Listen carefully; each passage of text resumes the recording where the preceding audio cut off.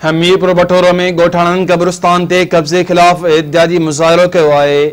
UC झोक जे मुख़्तलिफ़ ॻोठनि जे गोठाणन कब्रिस्तान ते कब्जे खिलाफ सूफ़ी शाह इनायत प्रेस क्लब अॻियां एहतजाजी मुज़ाहिरो कयो।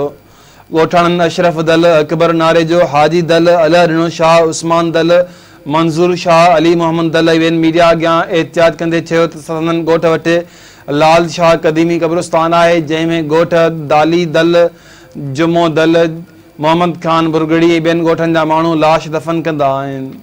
हुननि चयो त कब्रिस्तान ते ॻोठ जे बाअसर माण्हुनि कब्ज़ो करे वरितो आहे, जेका हितां जे मक़ामी ॻोठाणनि सां सख़्तु नाइंसाफ़ी आहे। नोटिस वठी कब्रिस्तान तां कब्ज़ो ख़तमु करायो वञे। ॿिए तरफ़ इल्ज़ाम हेठायल धुर जे मोहम्मद सूमार दल सां राब्तो करण ते हुन ॿुधायो त असां ते इल्ज़ाम बेबुनियाद आहिनि, कब्रिस्तान ते को बि कब्ज़ो नाहे कयो।